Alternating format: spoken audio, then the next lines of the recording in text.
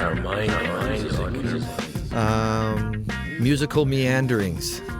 If we're lost together. Let's steal from Blue Rodeo. We are lost together. Yeah, I love that song. I love the organ in that song. Great band. See what I mean? Meanderings. There you go. Well, it's ostensibly it's about music. And Yes. anything and everything to do with music that we want to talk about, because that's what we do. Free flow, free form, just whatever comes out of our skulls and onto our tongues. So the word rant has to be in there a little bit. Because, I mean, what often happens when you and I are talking is we'll start off talking about Jaco Pastorius or Tori Amos or something, but then something... That's not where we end up. No, something will set us off in a different direction. Sometimes it's based on something that was said in that conversation, or sometimes it's just squirrel. Sometimes it's just like completely unrelated. Leon and Jeremy's non-focused, we don't know what we're going to talk about next podcast. It is kind of a long and winding road kind of thing. So Can we steal that? I think it's been Let's change it from long and winding to winding to along. winding and long. Yeah, like curved and distant road. Curved and distant The road. curved and distant road. The curved and distant boulevard. You see, we could have been given the lyrics to a Beatles song before they actually released it, and we still wouldn't have had a hit.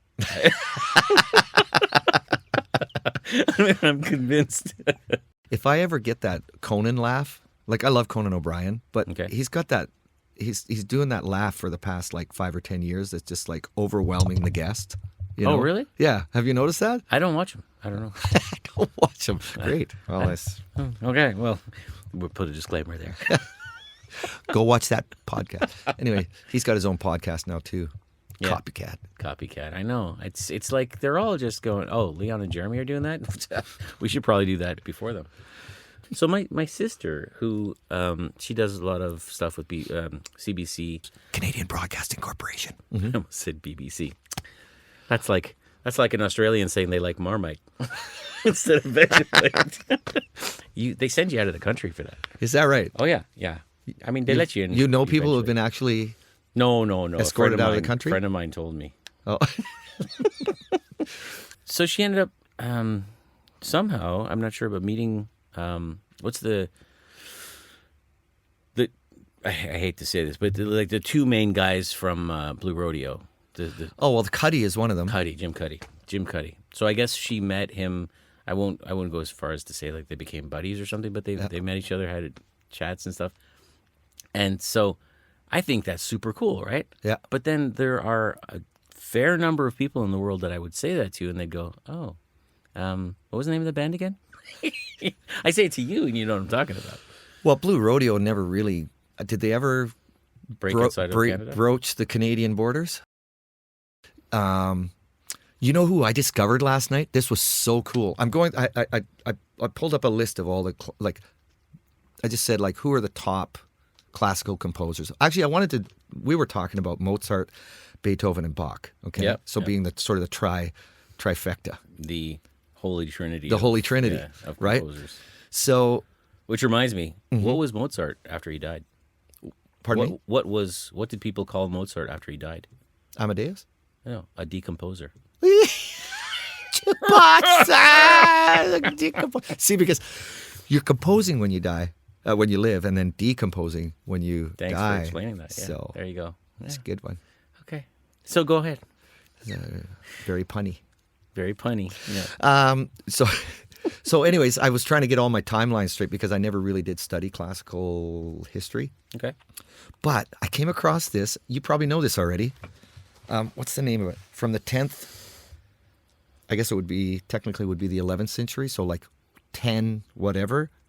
Ooh, you know, the other music teacher at this here school, that's her specialty actually is Music history? Ancient music history. Well, like how ancient? Because this is like 1,000 years ago.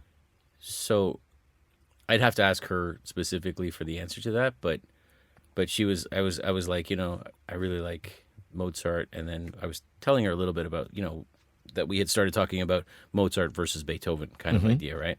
And Yep. she's like, well, that's kind of like too new for me. It's too modern. That's too modern for me. You kids these days. You You kids and crazy your kids. Beethoven. Long hairs. It's hilarious. Okay, the girl's name, the woman's name, incredible woman, not just for music. Hildegard von Bingen. Ever heard of her? I have never heard that Binkin name. Me in my either. And she's number 4 on the list. Wow. From 1098 to 1179, Dang. right? You know what kills me about that is I do. You riff. I'll look for her music. I do. Okay, because I do a unit with. Go ahead. I do a unit with my students that talks about female composers. Right. Because I started originally, like, I don't know how many years ago, doing a unit on famous composers. So we look at compositions by those composers, and then we try to understand why is it that we still know Mozart's name. If I say that to anybody, they know that name, or Beethoven, or like, why are they so famous all these years later, right? What was so great about them? Yeah. What makes this song great? We should call it that. What makes this song great? Yeah, Rick Beato wouldn't mind at all. Who's that? Rick Oh, Beato? Never yeah, heard of him. Never heard of him. Is he a thing? You should listen to that. It's pretty darn good. Anyway, so, and then I realized because one of my students came to me and said, "Oh, can I do Fanny Mendelssohn?" You know, Yeah. Like the sister of Felix. yes. And I was like, Also absolutely. great. Amazing, Like I mean, amazingly great. Actually, it's funny because I've gotten into this debate a little bit, even in class, with Clara Schumann versus her husband, you know? And she's written some amazing stuff. And there's some debate about whether some of the stuff that he was credited for. He took over. No, not mean, he even took him his doing wife's it. compositions? It is like, you know, Somebody else somebody else later credited on to said, him. couldn't possibly. How be- could it be a woman? Couldn't be the woman. So they must be Robbie. Good old Robbie. Robbie. Okay, so I don't. Okay, so this is it's the chance, right? So when you think of this is from my iPhone, by the way. So she wrote these. She was a philosopher. Sounds like Game of Thrones or something. Or Enigma. Right, exactly. But I mean, it gets. In the beginning, I was like, "Oh, it's going to be one of these like draggy things." It's very complex as it moves along, and it's church oriented, right? So it's all parts of the mass. She was a theologian, philosopher,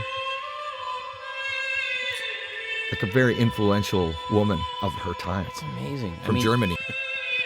You know, it's amazing to me because obviously there were people who bought into this idea that it doesn't matter that she's a woman. It matters It that just she's blew me creating away. this How could amazing- she's a woman, right? From like ancient times or mid ages or whatever in Germany. Even that Germany was a thing in the 11th century. That's part of the thing. Like, was it actually, or was it? It was. It said she was German. Wasn't Prussian? Well, I don't know. I'd have to do my research, and then Yeah. I don't really want to research. No. So let's just talk about it like pretty surface. Surfacey. And then, and then we'll have people write in later and say, "You guys are dummies." Well, hey, we don't need to be corrected. We need to be educated. There you go. Yeah. So educate us, Edumacated. Okay, so Hildegard. but Hildegard, though, actually, I think now that you say that, I think that's what happens is when people talk about Hildegard, they don't say the von Blinken part. I think I have heard that name. Number 1 on the list of this particular list. This is somebody's list, okay? So it's not Yeah. the definitive list. Number 1 is Bach. Not because they consider Bach to be number 1, but because he was kind of the in the door guy. He was first. Yes. Second, See, that's what you and I talked about the other day, though. Like, I don't know how you could say I don't like anything by Bach, but let's say no. let's say theoretically that somebody did say that, Okay. right? Even that person couldn't deny the influence of Bach on all of the compositions, all of the composers that came after him. And guess what? As I'm going educating myself on this last night, I listened to more Bach, Okay.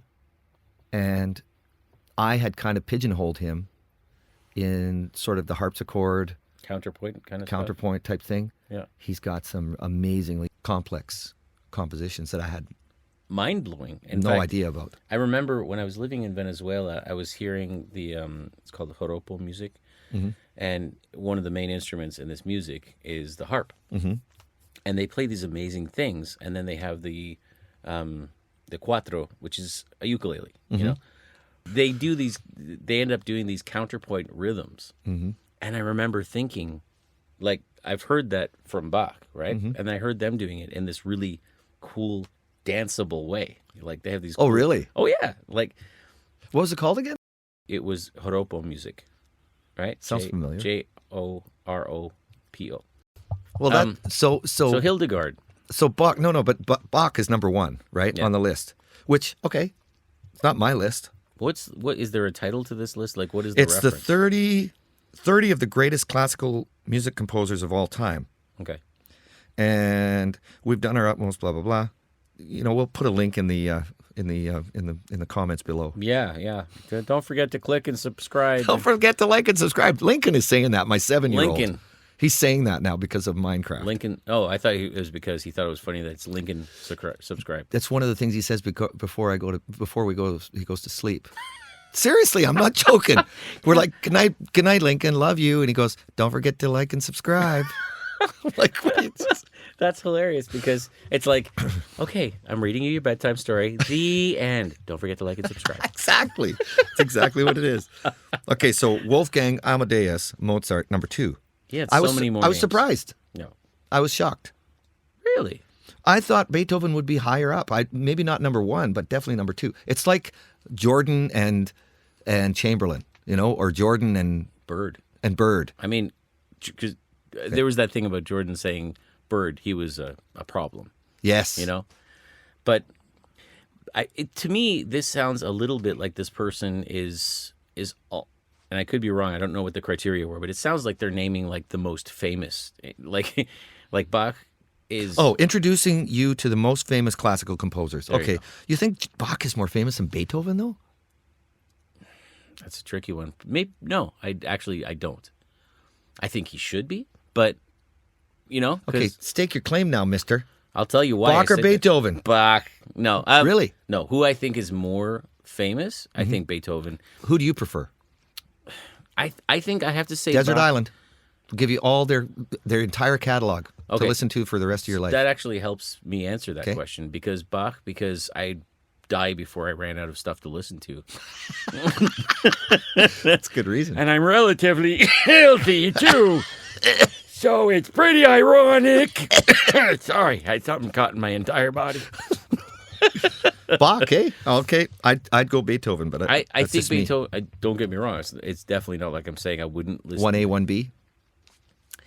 You know, the thing is with Bach, I really do think that. Like, I could just listen to some of his stuff over and over again and just hear complexity that I had missed the first 25 times. Do you know some of his stuff, to me, sounds British? Because when I think of some of his stuff that he plays, like I think of English countryside. You I can know, see that. I think I'm looking at an English countryside. Like, they and love then I what you listened do. to his choral stuff, and I was just like, holy That's Hildegard. Holy Hildegard. Holy von Blinken, I'll tell you. Holy fuck. Number 3 is Beethoven. Yeah. Okay. And then I listened to his third Eroica. Yes, Symphony. that was the one I was talking about the other day when we mentioned this a I little don't bit. remember anything about it. That was the one I was trying to remember at that moment. The name of this thing that I heard that I was like, oh my god, that's Beethoven. Like, Yeah, it didn't sound like, but that's da, what da, da, da. You know, it's that's what like I that's was- what I think of. You know, that's the discussion we were having though. Is like to me, Beethoven sounded like to me having a wider breadth of musical stylings is the best way I can put it. I Right, think that's fair. But then last night I'm listening to all these guys that I kind of poo-pooed before: Haydn, Schumann, Brahms. Haydn. Okay, Yeah. why is it Haydn? Just because it's Hay? He was afraid. Hay is for horses. Okay, I don't think it's I know in how to English. pronounce hay. I don't think it was in English. At Whatever. all. Okay, just Okay. Why It's isn't also- why it's- isn't it Joropo? It's also quinoa. Okay, it's not quinoa. Okay, there All you right, go. let's just set a couple of things down here. A couple of ground rules. Yes. We're going to make mistakes consistently according to our own rules. Guess who's number 4? The aforementioned Hildegard von Bingen. Oh, you told me that A already. Bingen. Sorry, Actually, not I wasn't Blinken. even listening. You told me that. You She's said not a Blinken. She's number 4 on the list. She's number 4 on the list Guess as who's the number most 4? famous. I don't know. Hildegard von Bingen. I just told you. And then number 5 is Claudio Monteverdi. Really? Yeah. That's, I don't like this list. No, I don't think I can agree with this list. And then Handel. I can't handle that. Vivaldi. Okay. You know, just the fascinating thing about some of this stuff is you go and you look at the historical stuff. I was looking at some of Bach's scores, and I was thinking, like, ink, writing. He did the lines himself. Everything was Right. done. I mean, I know just exactly. that activity alone. Did he have people to transcribe it for him? Yeah. I believe he did, but even so, like you'd have to write it out to get the ideas down anyway, Or and then play it? Maybe he'd have somebody who could actually. Maybe. I mean, And then that's an interesting thing because Then he would go in there and say, okay, mezzo forte and, you know, allegro and a lot of that stuff though they didn't mark the dynamics Right. markings, right? They left that totally kind of up to you. interpretive. Yeah. I think okay, so that's really interesting what you're saying there because the way that I see this is hopefully somebody listening to this would sort of go, okay, they told me about Hildegard and now they didn't tell me a whole bunch, but at least now I know that name and I can go do some Go research. explore on your own. Because- and we can put links down in there, you know. Sure, yeah. Because really, that's what I do with a lot of this stuff. Okay, so I made the little joke about Rick Beato. You may have heard of him, 3 million followers. He's like a genius. I love Yeah. that guy. Yeah. But so we have him, and then we have, I was going to mention before, the professor of rock, I think he calls himself. Yeah, I like him to an extent, but to me it just seems so. I don't know what the word is. I like him, but it's He's definitely got like a positive take on the things that he talks about, but that's what he chooses. that's I mean, what. Well, I know what it reminds me of is like some kind of like Casey Kasem or Dick Clark, that kind of thing. oh, okay. You yeah. know, Yeah. that kind of approach. The Professor of Rock, it's a little more like that, and Rick Beato's more like in depth, Yes. right? Yeah. Like, listen to this, and I like those little takes where he goes, yeah. Because there's no video here, but he just pointed and made that Beato face. "Is our audience going to be younger kids? Because if they are, we can't be talking classical all day long." Yeah, I don't imagine this. When you and I chat, we talk about classicals, but it's definitely not the main. It's not all we do. Yeah, it's not the only thing we talk about. With those guys, like you and I talked about this, we're not the experts of all experts on this stuff. Like Rick Beato, he feels like his unprepared chat would be really instructional to me because he knows so much. Right. You know, just off the top of his head, he can pull out information that I don't think I could keep in my head. Right. You know, I'd have to write it down. He's encyclopedic. He's just been, it feels like he's been so steeped in all of this stuff his whole life, you know? Yeah. So I don't want to try and be like, go head to head with him on that. Right. He already wins. Yeah.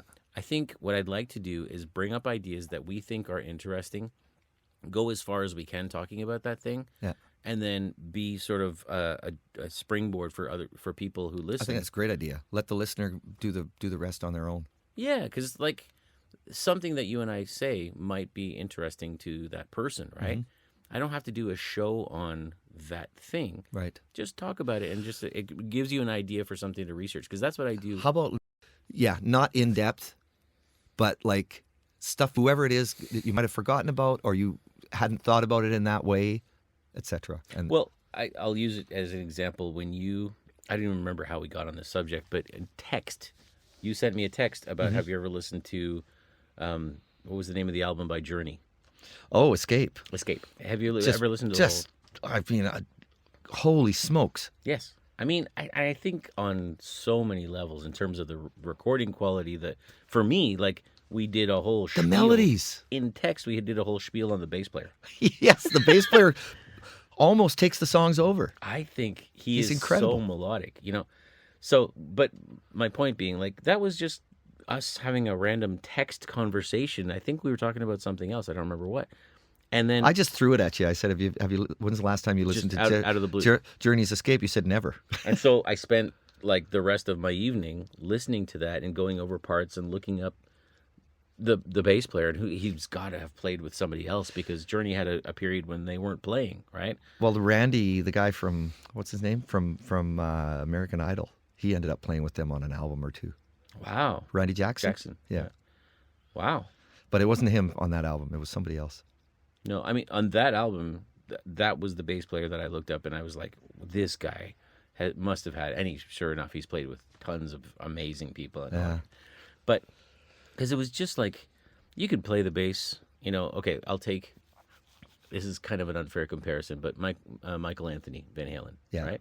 If you've got Eddie Van Halen going, all that stuff, You just need to keep the bottom. right? You can't. Dun, dun, dun, dun, dun, You'd be dun. stepping on toes if you started to do like even just like big octave stuff. It's Well, just and that's interesting because Neil Sean is no slouch, but yeah, somehow they managed to figure out the interplay, between the bass and the guitar. wow. I wonder. And the keys are in there too. Yeah, that's the thing. They had tons of stuff in there, but I felt like I don't know. Maybe they sat down and Steely Dan the whole thing and like mapped it out, and do you know what I mean? Like I don't know, but all I know is that, like that voice, it's more than just a voice, Steve Perry, because those melodies, I don't know if he came up with those melodies or what, but some of those lines that he's doing, and then Rick Beato when he talks about like him landing on the sixth instead of, or landing on a note that just doesn't make sense because of the chord that they're on, yeah, I can't imagine that much of that was luck. I really think No. they must have sat down and said, I think Okay. maybe it was Jonathan Cain. Because I used to read Keyboard Magazine all the time when I was back in the day. I have tons of copies of them in my mom's basement. Is that right? Oh, I yeah. used to just like pour over every single issue. I used to look at mostly the ads, funny enough, That's exactly because me I too. wanted to know the new keyboard Yes. coming out, Yes, it's what you needed to salivate over. Yeah. And not be able to afford. Yeah, Oh, a W. That sounds nifty. I got my Jupiter 6 on payment plan from Long and McQuaid when I was 19 or whatever. I think my M1 was from Long and McQuaid too. Is that right? Actually, yeah. Yeah. I remember when the M1 came out. There were like those were those when they had milestone keyboards like DX7. Before that, I think it was the Prophet. Okay. Before that, it was the Moog. I don't know. Yeah, I know what you're saying. sent you because that chart, definitely right? The DX7, yeah, the DX7. I remember that, and I was like, okay, I can see why people like it because as opposed to those like programmable, I had a PPG that was ancient, but Could you save stuff on it though? well, theoretically, if you had the battery for it, I couldn't find. It was like a massive. It had to have this battery to hold, Right. but it wouldn't have mattered a whole ton actually because it was like sine wave, sawtooth. It was it was waves. live. It was meant to be edited Yes, live, yeah. right? So I would tweak it, but it wasn't like turn knobs kind of thing. It was buttons because I think they were trying to modernize, so they used buttons, yeah. which made it really hard to do. What was it? actually. PPG? Isn't that what Rush used? I think they used that in Tom Sawyer, if I'm not mistaken. PPG, is that Wave? PPG Wave? Is that? I believe so. Huh? I remember. I think I still have it actually. I think they used that on the Moving Pictures album. What is Oberheim? Oh, Oberheim's different. Oberheim was The synth bass, right? well, no, Oberheim. I think Oberheim is what Jump was played on. Okay, so we're gonna have to do some research to come back to this Uh-huh. because the PPG. What I know about it was I could turn it on; it would give me a sine wave, and then I could change different values, attack and decay and all that Start kind of stuff. manipulating it, yeah. And I could also change the wave, so I could have a sawtooth or etc. And that was about it. So once I had a going through it, I could play that, and then when I turned it off, I'd have to redo that. So theoretically, I could use like if I used it in a show, I could use one sound. Yeah. Because there's no way I could have like the singer going, so while Jeremy's just reprogramming his keyboard, I'm going to tell I was born in Pickering, Ontario. Yeah, so, so my point being that the DX7 was key for that. It had moved to that point where you just push a button and you have something that sounds relatively like a piano, Yeah. Yeah. And then the M1 came out and it sounded like The M1 changed my life because that became like the recording unit for us. I forget when it came out, but I mean, that was when we were using an Apple 512K, Macintosh 512K. Oh, geez Louise. And we had the SMPTE converter because we had a 16 track Tascam. Yeah. And so I we had used an 8-track. We had to bounce tracks. I mean, like you probably did as well, but we did the had to same thing, bounce yeah. everything. Yeah, well, with 16 tracks, and it was the thin tape. It was the 1 inch, so it wasn't as you didn't have as much leeway. Like the 2 inch tapes, you had a lot more leeway. Our 8-track was on a cassette. Oh wow, really? That must have been hard to. That was really hard to bounce, and Well, and to keep it bright, because every time you bounce, you lose your brightness, right? That's right. So, I mean, what we did with that was we would EQ brighter than Right. Just like But I mean, you lose obnoxiously sound bright. Yeah, but you lose a lot of sound quality on each bounce. And what we didn't realize too is that what you need to be doing is doing you need to cut off the lows. You need to do a high pass filter, right? Ooh. Because once you add all those tracks up, it's not the low from the instrument itself; it's the low from the This tape, the tape noise. from the magnet. But what we had is a SMPTE converter for time code. Yeah, syncing. Yeah. So that took up tracks 15 and 16. You recorded on 16 and it bled all the way into 15, so you couldn't use 15 at all. So we actually ostensibly had 14 tracks to work Right. with. So you'd record your drums individually, and then you do a drum mix and mix it down to stereo, or you might do a kick and a snare, and then the rest of the drum mix. See, we were forced to do like the whole drum set, sometimes drums and bass at the same time. So like try to isolate them in somebody's basement, right? Yeah. It wasn't like we were in a studio, obviously. So we would put like a mattress up between the two so that we could, because the bass you can just go like DI, right? Yeah. We didn't have a DI box. So direct to the mixer then, or Yeah, we could do that. that's almost like a direct box, but the Yeah, direct box but- gives it that boost, right? That's it. Because the difference is you're still getting, if you're, let's say you're going straight out of the amp, it's kind of the same thing. But if you're miking that cabinet, Mhm. then you're still getting the room ambiance, which means you're picking up those drums. Yeah. And our drummer beat the crap out of his drums. So, I mean, I'm sure if we sat down and really thought about it, we were just trying to get good ideas onto tape so that we could take it to somebody and they would record it a lot better. Right. I sold, I think, 3 songs to an artist. Not sold, but I mean, I had him do covers of my songs. Not a big artist, not a big deal, but that was what he got. He got a 16 track mixed onto 2-track, mixed onto a cassette that we handed in, right? Yeah. And I would have loved, I would love somebody to play my songs so that I could hear like an interpretation of it. yeah. It's Well, there's an excitement. There's also a fair amount of disappointment when you hear the way they, for me anyways, I was somewhat disappointed with, and they did a great job. It was well produced. They just did not nice the way you harmonies. would do it kind of Just thing. not the way I would do it. Yeah. That's interesting. I was watching something the other day about a song. I won't even try to remember what song it was, but it was a really famous song that had been released. Oh, it was Heart. It was Professor of Rock was doing an interview with Ann Wilson of Heart. Uh-huh. And they do that one song. Is it What About Love? It was a song that had been written by like one of these. Oh, I think I songwriting know guys this story. Yes, it was like Songwriting. it was team. Diane Warren, I think, wasn't it, that wrote No, that? no, this was a songwriting team. It was like Liebert and Stoller of the 80s kind of Oh, thing. okay. And they had written this song that was released. The original version was done by some band that I had never heard of, and then there was a second version done by John Stamos. John Stamos. Yeah, for that show for. Yeah. I know the one you're talking about. I can't think of the name though. Oh, Ellie's gonna kill me that I don't remember the name. Not Crowded Best House. Buddies. No. No, it's it's like something Crowded House, but not the band. Anyway, the show that he was on, Yes. he and Heartthrob. John Stamos. Yeah, so he had recorded this. He and- recorded that song first. That's Yes, hilarious. Yeah, as a duet, I think with the actress that played his wife on the show or something like Okay. that. It was some connection like that, but definitely it was him singing it. Yeah. And then Hart heard it, and they were like, well, they had a different take on it. So they start off with the piano. Da, da, da, da, da, da, da, da, da. What song is da da da da da da da? Oh, Alone. Alone. Yeah. The note that she hits in that song. Yeah, crazy. Crazy. And it's like, wow, it's amazing, right? And that song became, I think it's their biggest selling hit. Alone or What About Love? It was Alone. Okay. I was saying it was one of those around that Oh, time. you mean it was Alone that? That song had been written by some songwriting team, Oh, okay. done by this group that makes sense for the time, but it was like it aged badly in Right. terms of being a very 80s song. Yes. And then John Stamos version was like I don't know what, like, name Kylie Minogue and those kinds of guys, the kids that were recording at that time.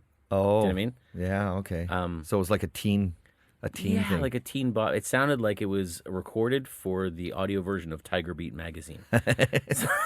And then Ooh. I wonder if they have that. I don't I'd know like what to get me a copy of that. Maybe that should be the name of our podcast.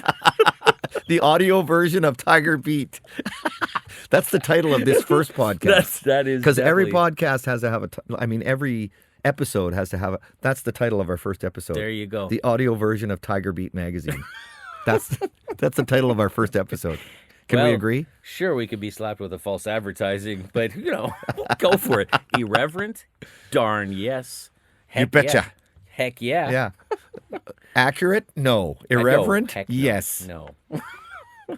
Wait, why did I start talking about? Oh, because the whole idea that this song was a really good song that had been processed to the point of like processed cheese. It was Yeah. hardly cheesy. It wasn't even cheese. It was processed cheese. Do you even taste the cheese when you taste a cheese slice? Like a processed cheese slice? Have you ever microwaved that stuff? I mean, it hardens like plastic. I mean, you could make a bowl out of it. Don't buy processed cheese. Don't buy processed. Yeah. Unless, of course, like Kraft, you want to sponsor us or something. Then that stuff is Kraft? awesome. Kraft. I Yum. love processed cheese. Give me some Velveeta. It's got calcium. It's got calcium, don't you know? Anyway, so the point I'm going with here is that those songwriters must have heard that song. Yeah, somebody signed Wait, it. I want to make clear though. So the song you were talking Alone. about that was Alone. Okay, Alone. got it. Definitely Alone. Okay. Because what about Love? I think Diane Warren had a hand in that. I could be wrong. I think she had a hand in most of the stuff that Do you know was what written was from really interesting? 80 to 92. Okay, I used to really like Loverboy, and not as much anymore. I still think they were, a really productive and good band and everything like that, and good songwriters. But there was It was the connection that he recorded with Ann Wilson. yes, Professor of Rock did an episode of him recording with Ann Wilson, Hmm. and I was just struck by how Ann Wilson was quite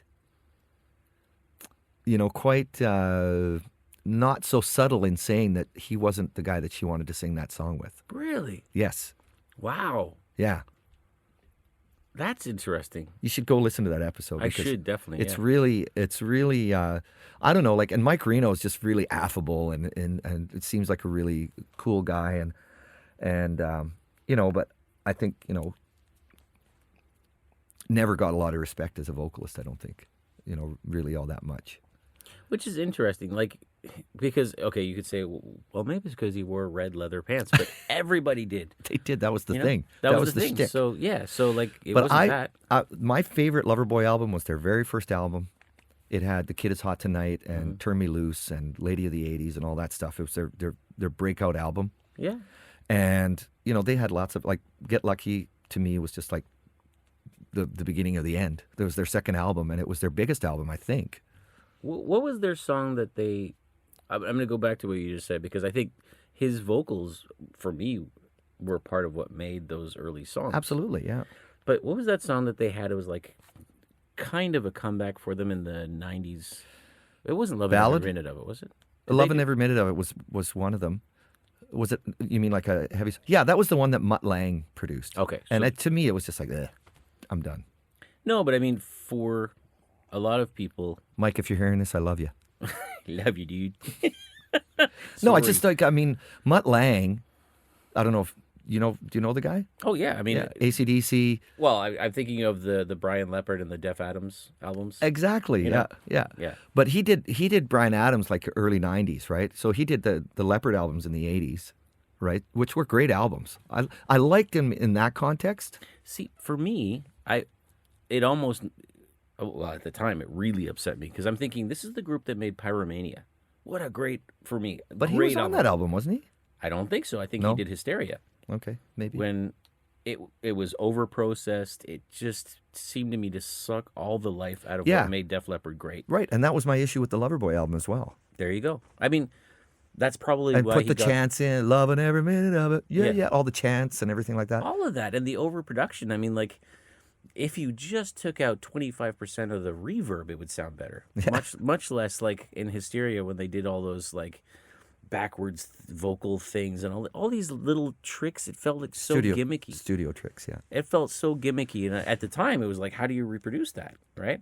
Now, I imagine it's much not. I imagine. Although it when they is. do those songs, I've seen them do it live on Howard Stern, and they sound great.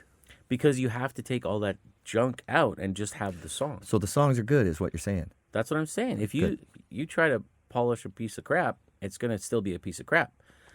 But if you have a great thing and you cover it with too much whipped cream and all that kind of stuff, as soon as you wash that away, you have that great original product. Yeah.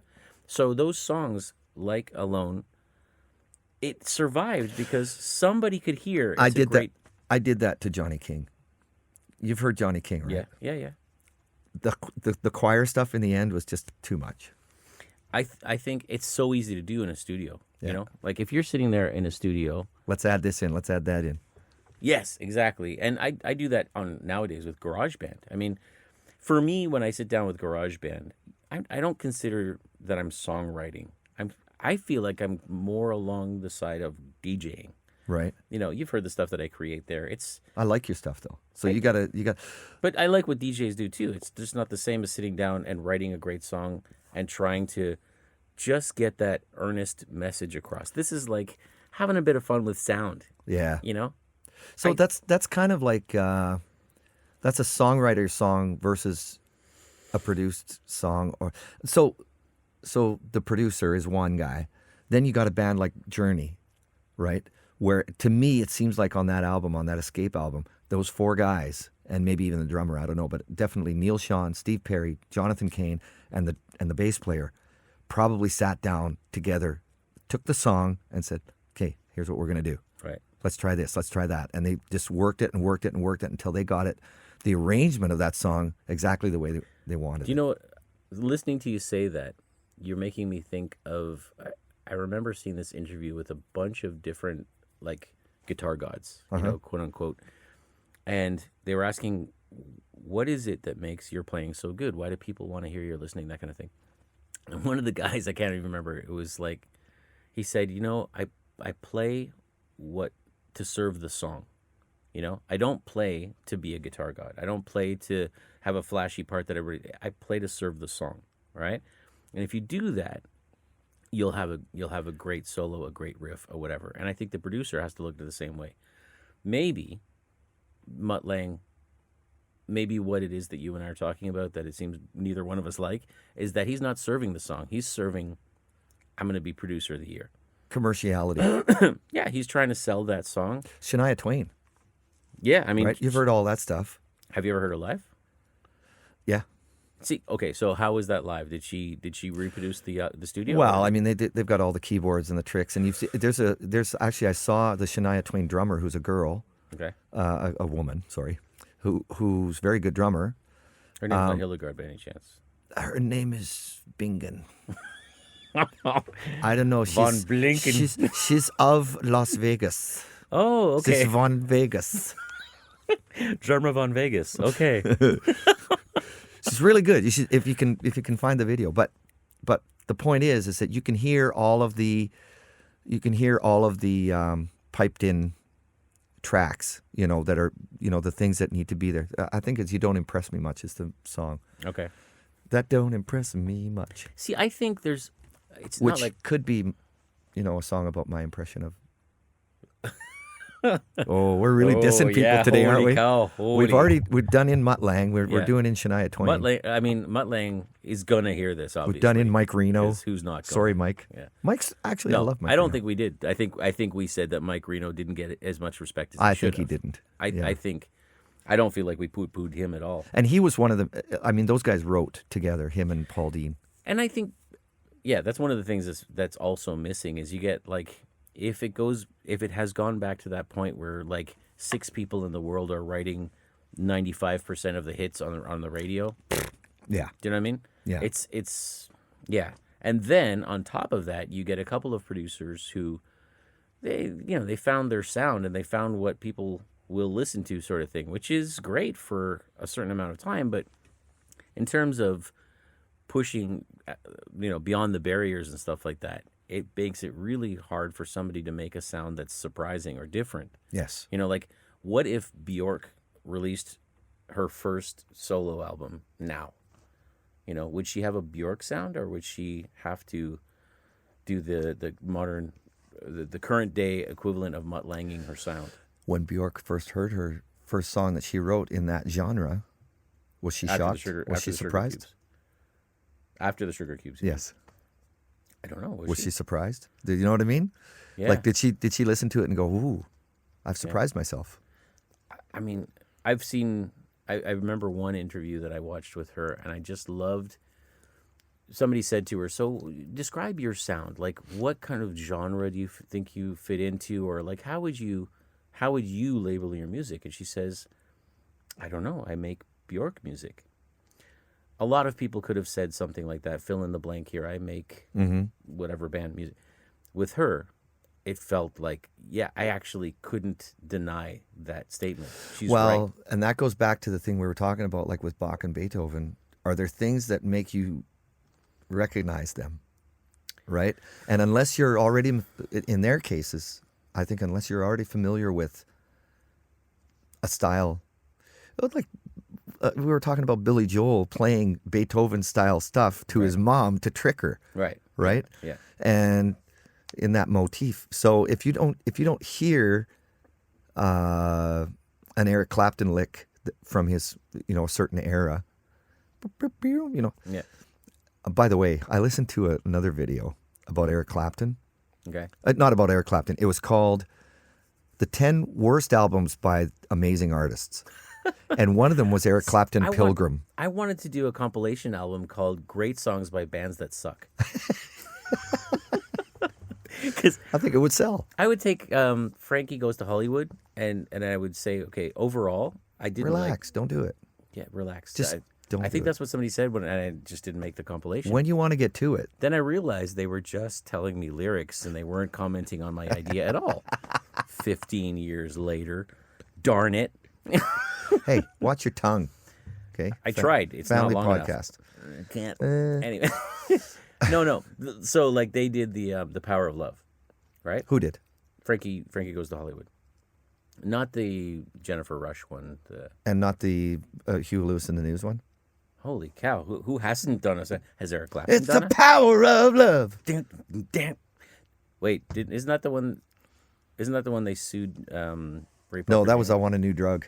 Okay. They sued Ghostbusters over. No, Frankie Goes to Hollywood had a song. They had a song called Power of Love? Yeah. Okay. It's the power of love. Oh, yeah. Of course I know that song. Which I really like that song. It would be a stretch for me to say that I think Culture Club totally sucked, because I think they had some great songs, actually. Yeah. But Victims. Have you ever heard the song Victims by Culture Club? Victims we know so well. I'm getting a phone call. May I interrupt? Hello? So the idea being that if the songwriters write a great song, and then the musicians interpret that to serve that song, right? Right. Like Heart with Alone, they said, if you really want this song to be taken seriously, it can't start off as an 80s pop hit synth, Right. Start off with just a piano and voice. It's still, I mean, that sound still ended up being fairly 80s. Oh, very, quote, unquote. yeah, very. But her voice is so amazing. Yeah. Like, she's got just a full... Well, great number voice one, to they let the melody and the voice stand out Right. a lot more, probably, So right? that tinkly 80s sounding piano, sure, it sounds 80s, right? Yeah. But man, like there are the elements of it that stand out, like you said, like they let that melody and her voice stand out, right? And that was playing to the strength of the song, Yeah. and the performance, which was serving the song. Eddie Van Halen said that his greatest guitar solo ever was Jump. Oh, yeah. Right. Which, I mean, that solo section of that song, the solo itself, okay, he did hammer-ons and he did blah blah blah, but the songwriting in that solo section, the drums, the bass, the way it all fits together, is really strong. I think really strong Yeah. songwriting, which is Look, what makes it a great that solo. song is not just the intro. Because, it's become just the intro, right? You hear that, Yeah. and the it's TikTok like, version of it is bam, bam, bam, bam, bam, bam, bam, done. is that right? Haven't heard it. No, I'm just saying that. Yeah. Like not literally, it's a TikTok. I mean, but But it's just that like take if on you it. want to encapsulate that song. But actually, the rest of the song is really. I like the synth part in the bridge going into the verse. Yeah, is ingenious. I think the drums in that song are hugely underrated. I mean, Yeah. even that first thing that he does, which is simple, it's just the crash cymbals and he's hitting the kick. So dun dun dun dun. Yeah. But then on that last hit, he hits hits the the bell. ride. Yeah. The bell of the ride, right? Yeah. And it's just like, what the heck was that? Like I It's think supposed to be a crash. well, that's what I was dun dun dun. It's going to be a crash, right? Yeah. I think that song was a great example of those things. It's a really good song, right? Yeah. And then the performance that served that song took all the Made it great. it made it great, right? Yeah. And I think the same thing is true for the producer. Like we talked about Journey, those songs were great songs, and then you have a great singer, you have a great bass player, a great guitar. Like they're We all should talk about producers. yes. We'll At some call that point. episode the producers. The producers. No one will sue us for that. Oh, why would they? Why would they? Oh, well, The producers. I don't make much money. Nobody ever talks about the producers. So do we save Mutt Lang for that then? Well, you know what? Getting back to Mutt. I feel like we poo-pooed him a lot, and he's very successful. We should probably say something good. He basically made AC/DC after, there you go. that I think he's the one who produced the last album that Bon Scott sang on. Really? I think so, yeah. Wow. That was his start. That was his leg in the door. That's I could be interesting. wrong, but I'm pretty sure. See, when I think of him with AC/DC, I thought he did like the later stuff. There was okay, so like their song that was in that Schwarzenegger Terminator movie. Who Made Who? Who made who? Did he Great produce that? song. I don't know. You know? But the thing is about the AC/DC stuff, I don't think he messed that. I mean, that stuff's produced. The production on their stuff is great. And it's totally, that's their sound. Do you know what? My theory on that is because they are so raw. I mean, they're one step right of Motorhead in terms of raw. Do you think sound. he tried to make Def Leppard too much like AC/DC? Is that the problem? I think he Because just Def Leppard, the voice is kind of like in that, I don't know the guy's name, but Joe Elliott. yeah. I really like Joe Elliott's voice, actually. And if you hear, actually, he's done some stuff where it was just like him acoustic. And there's this great interview of him doing like in a pub, just like some guys playing acoustic guitars. It looks like a Cayley in Dublin or something, and it's just him singing. And he sounds great. Yeah. I think he's got a great, strong voice and delivery and everything else. They just played Toronto like last that week or right, eh? something. Yeah. They did like a Monsters of Rock kind of thing with them. It was Def Leppard, Motley Crue. Yeah. Oh my God, Motley Crue. Oh my. Anyway, they'll recover. They have to. eventually, at some point. Joan Jett played in that concert. My. Somebody else as well, but Def Leppard, I think they went through this thing with the overproduction of them, which I just think takes a lot of their. Do you think part of it was because of that accident? And him Yeah, then definitely. trying I to mean- accommodate for because I think that they had to accommodate also for how he was going to do this stuff live. Yes, I mean, did you see the movie about Def Leppard? I think I just saw clips. Because they do, yeah, definitely. I think once you get that in your mind and you're trying to like, how do we rig these drums so he can play, Yeah. Everything he needs to play, and then suddenly you have a backward snare thing, and you're like, well, that answers that part, Well, let's do a little more of that, and then maybe they started down that. I don't know. Maybe they started down that. Does he road. do the hi-hat with his feet? I think so, but I think he's got different ways depending on what he needs to do at that moment. The guy says he still suffers from like PTSD and depression and stuff like that. The part that I didn't know from that movie, if the movie is accurate, they sewed his arm back on, Yeah. and then his body rejected the arm, so they had to take it back off. I mean, like, oh my God. Yeah, PTSD is not a huge surprise there. Anyway, so I think yes, talk about producers because, man, like some great songs out there that are really dated. Is it because they're dated songs, or is it because the production is dated? I think probably the production, because if you listen to, you can listen to, when I listen to, for example, I listen to, okay, it's a bad example. Can we talk about Prince? Okay. Okay, so Little Red Corvette, fun song, great. Yeah. But it was really early 80s produced. You know, the It snares was also like kind of demo-y. Yeah, I Like do. to me, it sounds like a demo. Yeah, I mean, and he did have stuff like that. Big part of that was because he was like, at that point, I don't know how old he was, but his first stuff to come out, he was 19 and he was playing and producing all of it. Right. So it was also his learning curve, which I love. At that point in time, you were allowed to do that. Little Red Corvette was I loved the song when it came out. Yeah, there you go. It was a huge hit for him and all that stuff. But then you listen to Purple Rain. Yeah. Oh my God, a guy who found his feet. Like that song, Yeah. amazing. The production, Well, and Kiss. amazing. Yeah, Kiss. Well, that's an interesting one. If what they say is true, there were elements of that song that were ripped off, basically. But I heard the interview where Prince said that he had recorded a whole bunch of music over top of that. Like there was a brass section and there was all this stuff and huge percussion and backing vocals. And then he realized that he was killing his song. What you said about your song as well. Like you said that you put in a choir and it was too much, you know? Well, on a lot of the stuff that we recorded back then, it's just, we're like, let's try this, let's add this. And it's fun, it's a lot of fun. But It's fun in the studio, but it's not serving the song. No. So Kiss became a hit.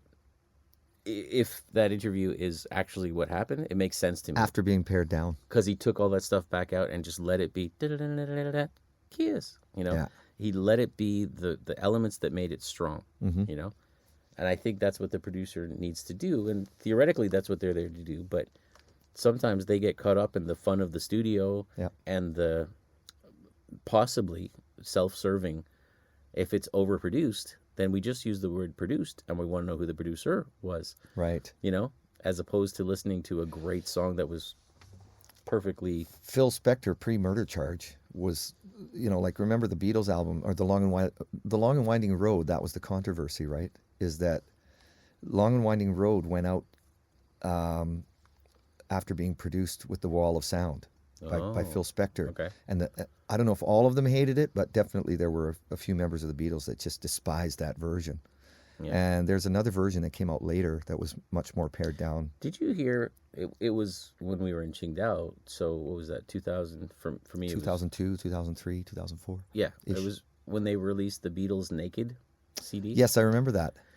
And some of those songs, I think, were actually better naked. Yes. Like just the acoustic and the piano and stuff. Some of them I was like, oh, it's kind of like taking the salt out of the stew, Right, right. So, yeah, I can see that. I can see how... It's interesting that there are songs that need to be, that they need to have those production values. Yeah, to make it... what it is. And then you kind of go, okay, well, is that a good song? Well, then that goes back to what I said about the way that I view what I do on GarageBand and put out, for me, it's fun, but I don't feel like it's super strong songwriting. I feel like there are good little kind of sound clips that I do fun things with, and sometimes it's really catchy to listen to, and it's nice. Yeah. Is that a great song? No. Yeah, because a song, you in the old days anyways, would be something that you would sit down like they do in the Beatles video and hash out, over hours and hours and hours of rehearsing the same song again and again, and let's try this and try that and put this in and that and take that out. And I think that's the case. Like if you hear a song, I can't think of a specific one right now, but some of those Beatles songs that I thought, I kind of liked it better with the effects in there, and it's probably because it wasn't a great song. It was a good song, you know, and it was the Beatles, so they had just Lennon and McCartney's voices on there or whatever, Yeah. But they weren't great songs. And then they put the production in. It's hard to imagine that people like us would be saying those songs weren't great, but truthfully, like those, especially but I listened to Rubber Soul the other day. Man, that was a strong album. That was such a strong album. And that, you know what gets me in that is the horn. Beep, beep, beep, beep, yeah. The way they make that sound like an actual horn. Okay, yeah. You know, and even the baby, you can drive my car. It's almost, that is almost like a horn sound, the way they put that harmony in there. I think they did. Incredible. I think the production did a lot, but not on that album. On that album, the production was great, but those songs, Norwegian Wood, yeah, you know, Michelle. Norwegian Wood is still one of my favorite. Sometimes I get sick of it because I listen to it too much, and I have to drop it for a year or two, and then I go back to it and I listen to it nonstop. Masterpiece. That's kind of where I was going though. The production did a lot for them, but they had such strong songs, and they had built up this process where they were cherry picking from 4 songwriters. Right. You know, they didn't often need that production. Kind of an It just unknown made it a George little Harrison song on that album. I can't remember the name of it right now. Why? There's this. He had written one the album before, but there was one on that album. I can't think of Check it. the links below. Yeah, check the links below. Don't forget to like and subscribe. Good night. Good night. Thanks for the. That should be the end of the podcast. Yeah. Don't forget to like and subscribe. Good night. We should get Lincoln saying it though. Yes. That could be literally be the end of the podcast. Each episode. Oh, I love it. Wouldn't that be great? Yeah, done. Don't forget to like and subscribe. Good night.